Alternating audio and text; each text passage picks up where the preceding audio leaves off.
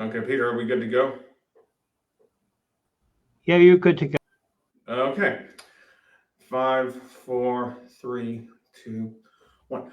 Good morning, everyone. This is Justin O'Donnell with True Politics, and today we have a blast from the past. The original founder of True Politics, Roman Steven Soos, is here, and we are going to be having a discussion on a timely topic.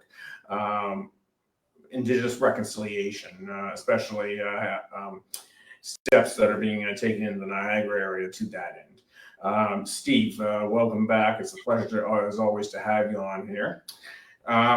Okay, first of all, update the audience on, first of all, what is involved with Indigenous reconciliation. Absolutely. I mean, it's righting a wrong that has been committed in the country of Canada.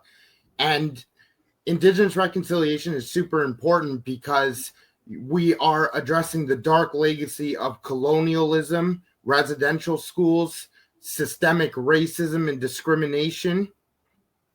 There's a high rate of child apprehensions within the Indigenous community. So that system needs to change.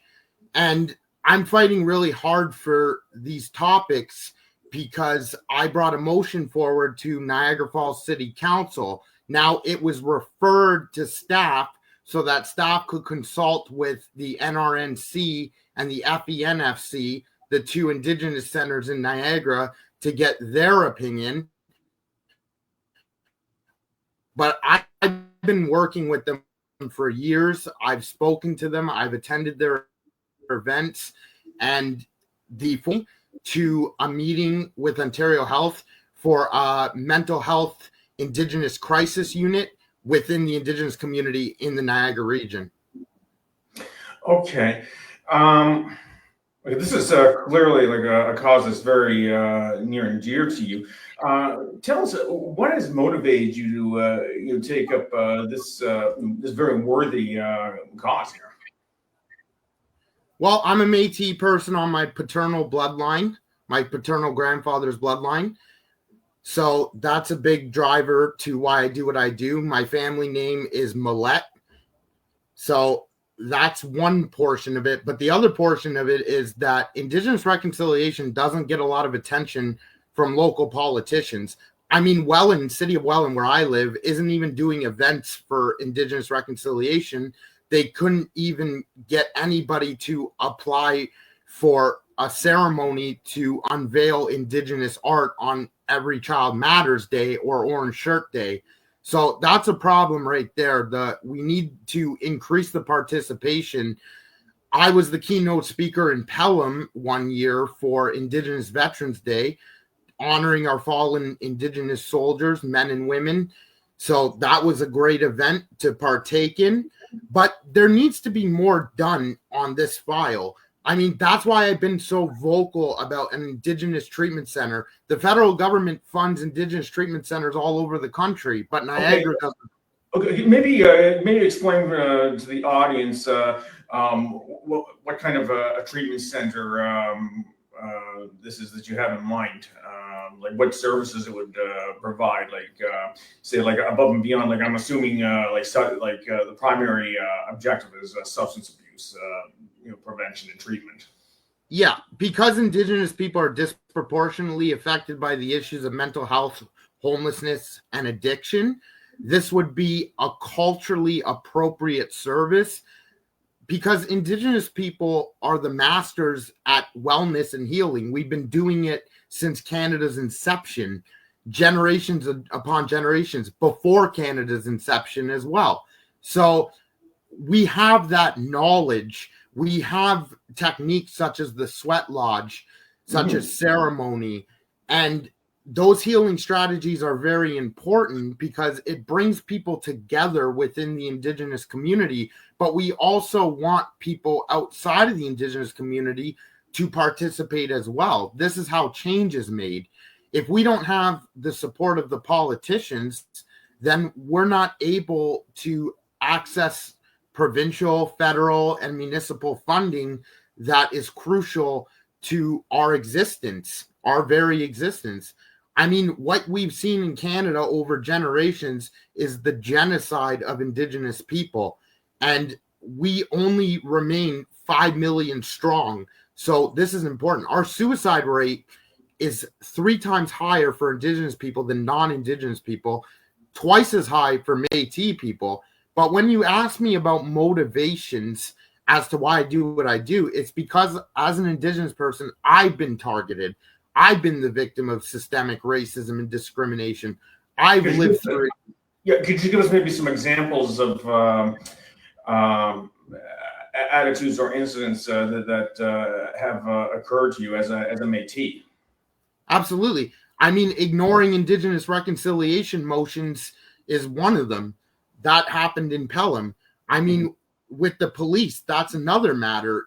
I've been the victim of carding. I've been the victim of police assault. They've covered up investigations, and they don't take the word of a visible minority over the word of a non-visible minority. I mean, this is why we need to promote more diversity within the police service, and they really should be issuing a public statement of condemnation on the historic discrimination of visible minorities, including Indigenous people. Another issue is the murdered and missing Indigenous women and girls and two-spirited people. Yes. I mean, that's a plight that's affecting Canada. You've seen what happened in Manitoba with Wab Canoe and the search for the landfill. That's the reason he won, because the Conservatives in Manitoba refused to search the landfill. Wab Canoe said he would. He did. And guess what? They found bodies. So that just goes to show that these investigations around murdered and missing Indigenous women and girls and two-spirited people aren't prioritized by the police force. And that needs to change as well. And I'm glad the federal government is doing everything necessary for the red dress alert, but we need to go further than that. And things need to start be taken more seriously and prioritized.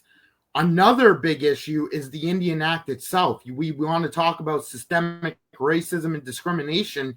It's the very thing in it's the very provisions in the Indian Act that are holding Indigenous people down from a life of self-determination away from government and institutional control.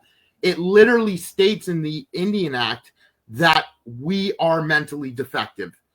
And I would like to see more recognition of Métis people as well, because if you look in Quebec, Métis people aren't recognized. So that's a big problem, even though Louis Riel... But let's talk about it specifically. Okay, you say the Métis are they not recognized as by the federal government, or not recognized by First Nations, or both? I mean, this is I find this very curious, actually. So.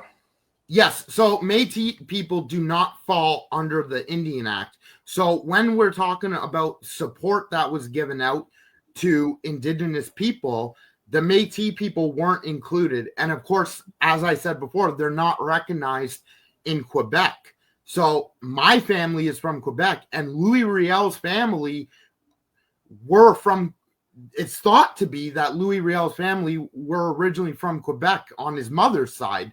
So there's a discrepancy there and a gap that needs to be changed. And then you look at the lack of support for Indigenous programming. I mean, they're pulling support from us. And I spoke with Fort Erie Native Friendship Center, and they don't have a lot of support for their Patswin program, which helps Indigenous people with employment. And there should be more opportunities for people who are criminalized to achieve employment. These are things that I'm working on and I'm fighting very hard for. I'd like to hold an Indigenous summit in Niagara Region and have the public attend that event. So education is very important. I'm looking for more mandatory education in the curriculum about that dark legacy of colonialism and residential schools and things like this. So there's a lot in the works that's happening. You might not be seeing it because some of the municipalities just aren't interested, but that's why people like me exist. And you know that I will always get the job done. I mean, you looked at my fight with the region. I didn't waver. I didn't back down. And at the end of the day, I won on the issue, and they declared the state of emergency. And that was celebrated with Indigenous people. I mean, Wendy Sturgeon, who's the former executive director of the Native chapter of Women in Niagara, she said that it was an essential tool to Indigenous reconciliation. So let's get it done. I mean, for the municipalities that didn't declare, what is their excuse? What is taking so long? Is it discrimination? Is it because they don't understand? Is it because they don't know what to do? So do we just throw our hands up and give up when we don't know what to do? Or do we try to come up with solutions? I mean, this is the very reason that we have, quote, professional staff to address issues. I mean, there's Indigenous staff at the region that are supposed to be addressing the issues of Indigenous reconciliation. Now, one of the big issues in Niagara Falls was they at first rejected a memorandum of understanding enshrined in a new Niagara Falls bylaw for consulting, the duty to consult with Indigenous communities within Niagara. And we need to get that memorandum just like St. Catharines has.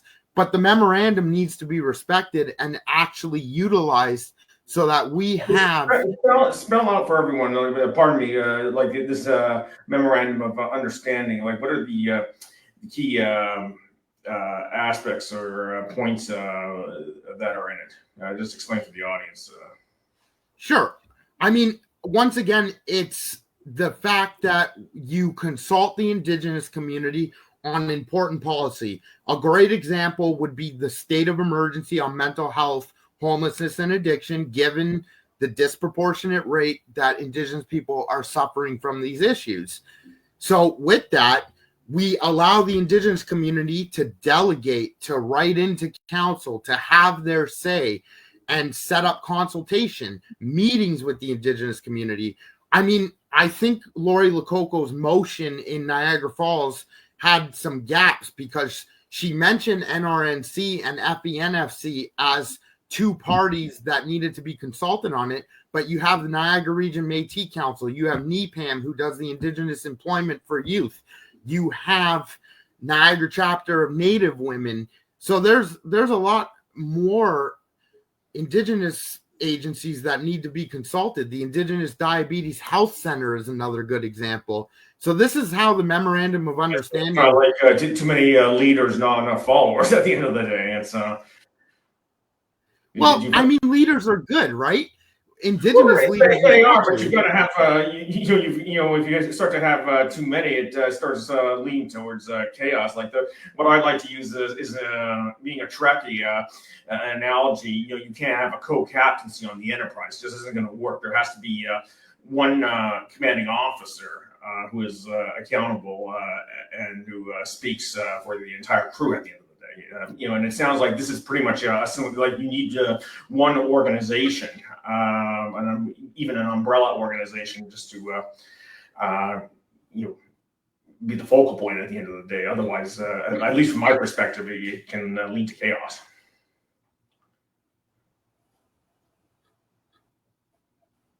My next move is to bring a victims of crime motion to the region because Indigenous people are once again disproportionately affected by the issue of crime. Their crimes go a lot of the times unmonitored, unreported, and there's not a level of trust there, uninvestigated. So we need to definitely change that. And I definitely believe in talking to all parties involved. I mean, I want to speak with Six Nations. That's another thing because they're the only reserve within our catchment area. A holistic approach to this situation and trying to get everyone involved in the solution.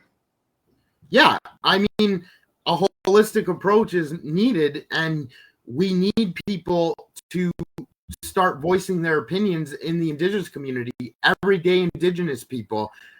I mean, ceremony is important and togetherness is important, but advocacy is just important. You've seen what I can do with advocacy. Oh, yes. I mean, I'm somebody who's more powerful on the outside than the inside.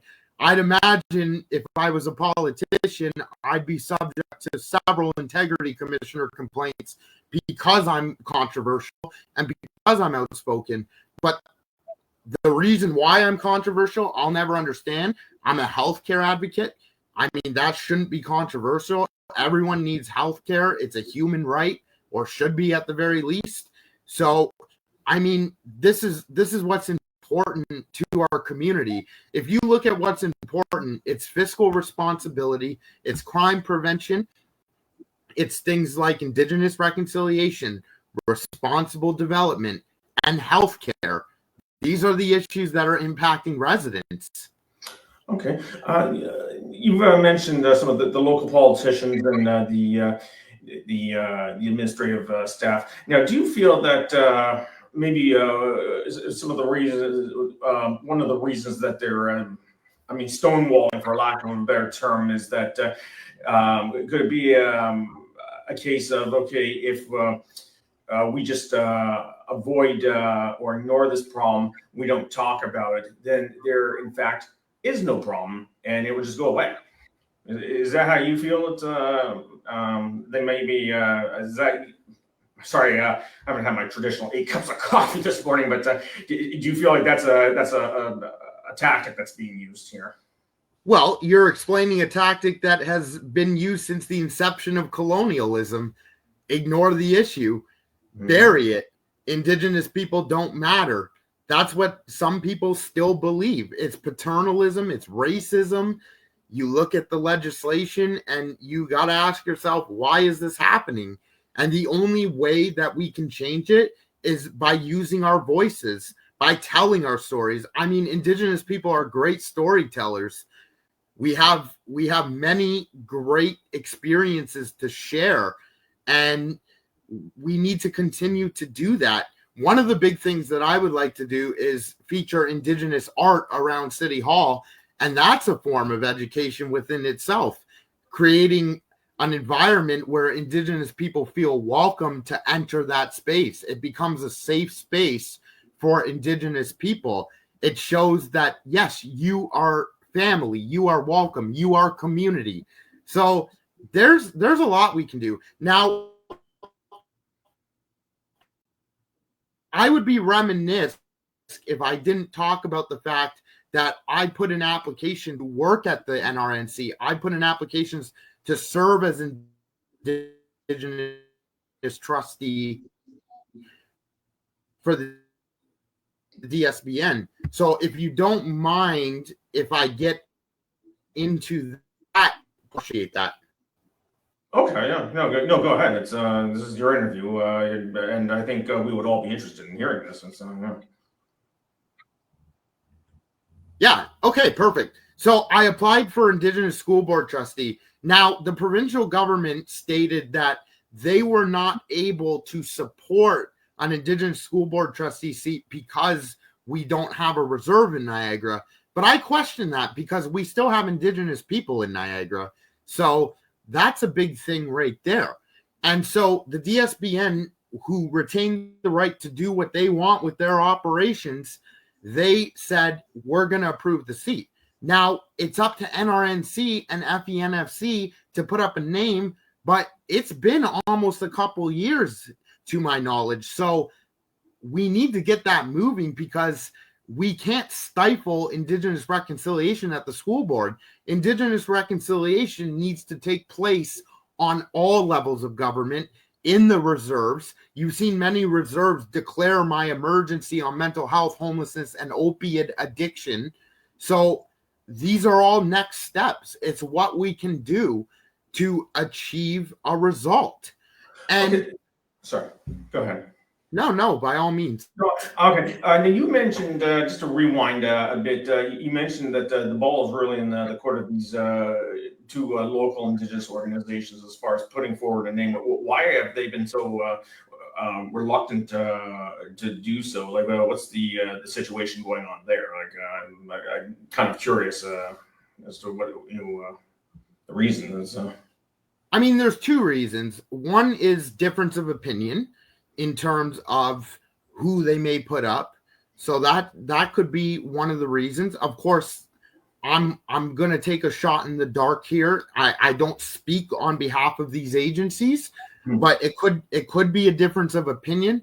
But the second reason is a lot of transitions are happening with staff. I mean, NRNC and FENFC both have interim executive directors.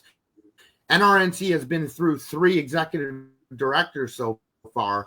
So that can be an issue within itself when you're having staff transitions, when you're reviewing your financial model and you're trying to focus on in-house services to deliver people. Now, these agencies, I'd be remiss if I didn't mention their supports for people who are interested. They have court workers, they have employment programs, they have housing workers, they have workers for ceremony and powwows and sweat lodges and things like this, sun dances.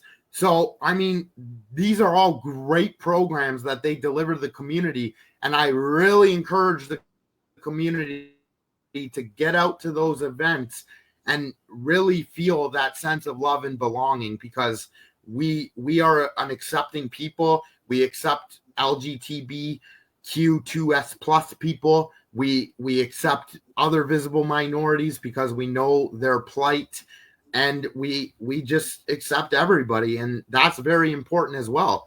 I mean, in terms of ministries as well, they have to get their head in the game as well, because we have the Indigenous Affairs Ministry provincially, we have Indigenous Crown Relations federally, and we have Indigenous Services federally as well. Why isn't Indigenous Services supporting the Indigenous Mobile Mental Health Crisis Unit? They know about it, and it takes pressure off police. I mean, mental health calls have skyrocketed over 200% in Niagara. What are we doing about it? Why can't we reroute calls to social workers or healthcare professionals unless there is imminent harm to life or public safety? Okay. One of the things that I guess that has been done occasionally, now more recently, is alternative Indigenous justice for dealing with criminal rehabilitation. Could you talk to us a little about some of the options they've been using recently, like sentencing circles, developing special courts and diversion programs and stuff, and what kind of an impact you feel that they are having on the situation? Well, that's a good question. I think the Indigenous courts are great. I myself am trying to get into the Indigenous court because I've been wrongfully convicted, and I've been the subject of that systematic, you could call it both systematic or systemic discrimination and racism. So I'm trying to get in the Indigenous court, but they do refer you to services. Sorry, if you could just explain to everyone what exactly the function of an Indigenous court is, and how this would differ from a typical common law criminal court. Right, because it's a form of diversion, right? So instead of giving somebody a very harsh sentence, you are referring them to Indigenous services and connecting them back to their people. So that's an important thing. Family reunification. You look at, again, the rate of child apprehensions in the FACT system. That's a big problem within the Indigenous community. The highest rate of child apprehensions take place in the Indigenous community. So family reunification and topics like this, referring to services, Indigenous courts, this is how we make change. But that diversion has to be meaningful, and the person has to participate to see an effective result. I mean, this is great.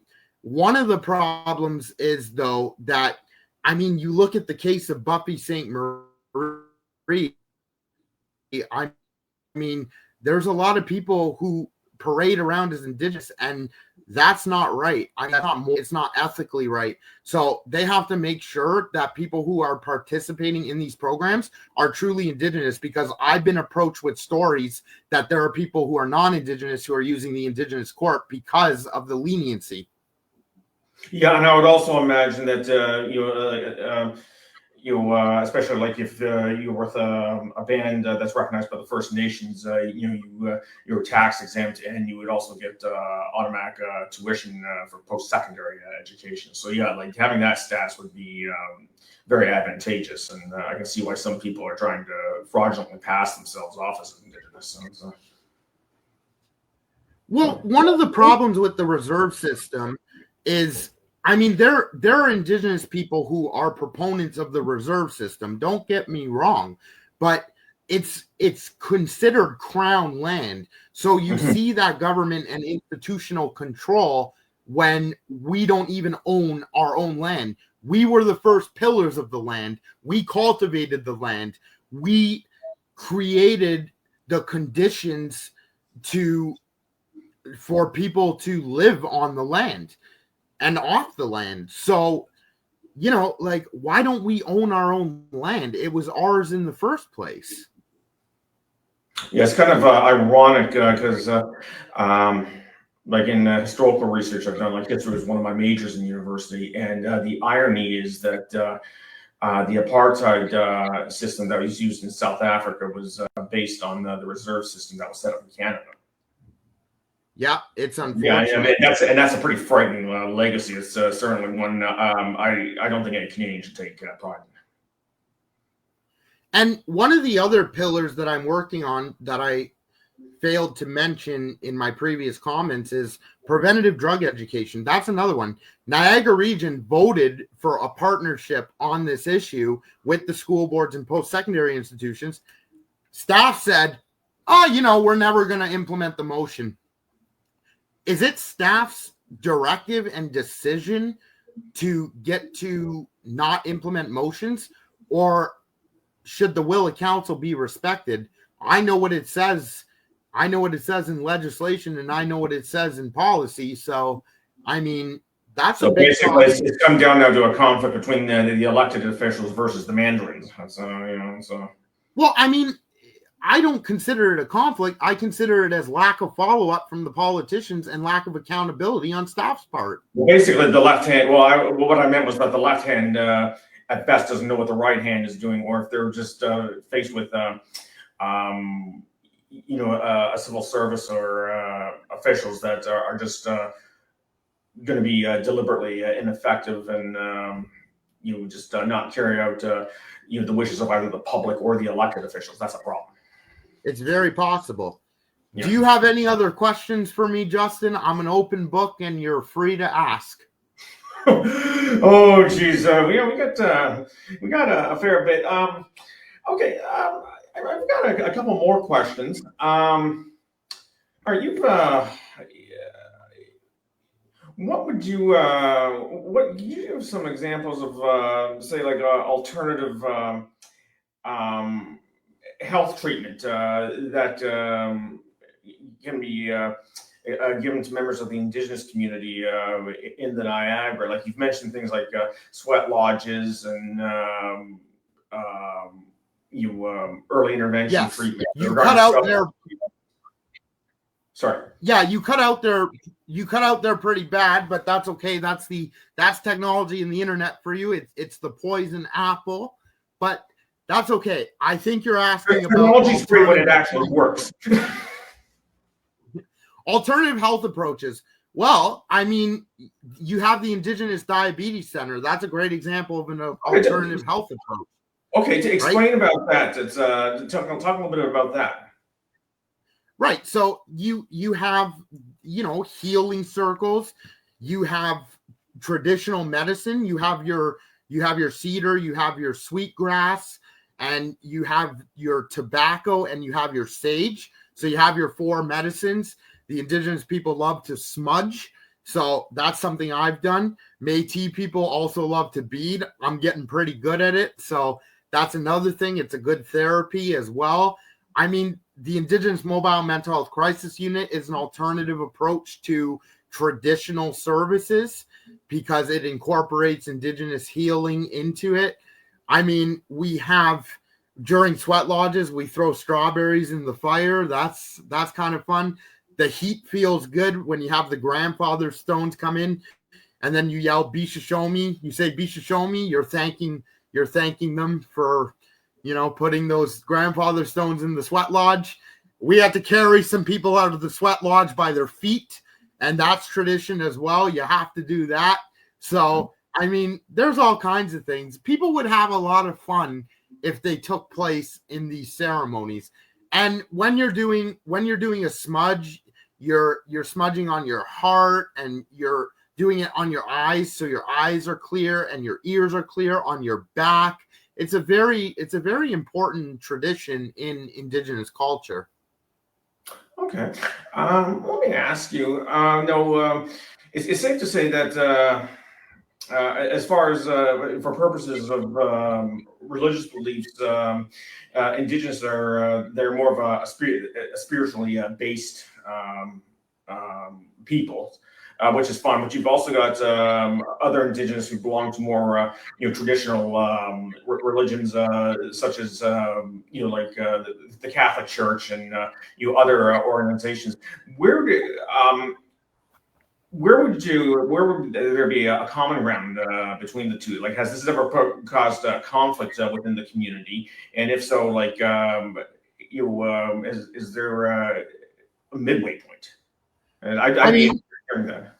As a Métis person, I meet a lot of other Métis people who are Catholic. I mean, you look at the residential schools, and that's where the conflict exists, because a lot of these residential schools were run by the Catholic Church, right? So, I mean, in partnership with the federal government, and that's the scary part. So, when you have Indigenous spirituality, because I would call it spirituality, you have Mother Earth, who bore the earth on the turtle's back. That's the creation story of the Indigenous people. So all the resources need to be respected. When you're hunting and you make the kill, you're praying for and honoring and sacrificing that animal. You're thanking them for providing you with the substance necessary for you to live. So yes, there's a lot of great other stories. I mean, you have the story of the Thunderbird with his powerful clap in the sky, and you have the eagle who flies higher than any other entity. So they're pretty sacred in Indigenous culture, the eagle. So yeah, you got some great creation stories there. In other words, there is a compatibility between mainstream religion versus more spiritual beliefs, like you just pointed out. I mean, when you look at the concept of God, some people refer to God as God, and some refer to God as the creator. To someone like me, it's the same thing. So there are a lot of Métis people, once again, who are Catholic. I myself am Orthodox Presbyterian. So, I mean, it's just a matter of perspective and opinion, but all opinions need to be respected. Yeah, no, I find that very interesting. Actually, it's I mean, this is certainly becoming a very educational interview we're having today. I've always had an interest in Indigenous culture, and I would certainly maybe down the road like to have you on again for a follow-up one on this, where we can go even more in depth. Because I mean, but this is my own opinion. If they ever bring up amending the Constitution down the road, with the part of the controversy was having Quebec made as a unique and distinct society. My own opinion is, okay, if we're going to open that specific debate again, is there should not be the provinces should not be declared unique and distinct. There are three peoples that should be unique and distinct: the Indigenous, the French, and the English, in that order, with the Indigenous first, because they were the original inhabitants. And frankly, you have without that's just my own personal opinion, but yeah. You have several Indigenous nations. You have the Métis, you have the Mohawk, you have the Anishinaabe, you have the Haudenosaunee, you have all kinds Ojibwe. I have friends who are Ojibwe as well. So I mean, there's all kinds of nations, and that's important. I'm also of course, as I mentioned, searching for employment within Indigenous services, because I'm trying to incorporate my social service background and my PR, public relations background with Indigenous services. I think that would be useful in promoting Indigenous culture locally. So for a short time, I worked for a 40-year Native Friendship Center, and I wasn't ready because I was still dealing with mental health and addiction, but they were very kind. And I got to do some sessions in one of the programs on domestic violence. So helping males understand how to treat their female Indigenous partners. And that was a very good program. And it's called I Am a Kind Man. So, that's a great program. I encourage people to do that because domestic violence remains a big issue as well in the community, in the Indigenous community. And the second highest call volume for Grimsby is domestic abuse. I had that addressed at Grimsby Council as well. Okay. All right. It's interesting. Like I've occasionally and more recently, like I've started reading up on Indigenous history in North America, and it is amazing the legacy that the Indigenous have left, and a very positive one at that. Even in terms of common law and government, like the I forget the name of the specific document. But it was used as the basis that the U.S. Constitution was based off of. Maybe you could do that. Again, I haven't had my traditional cups of coffee today, but I think you probably know the document that was created by the tribes or the bands. This was back, I think, in the 1670s or 1600s. The Longhouse, and the impact that has had both in U.S. culture and Canadian culture in terms of constitutional and legal, and you see, and it is just it's just amazing. There's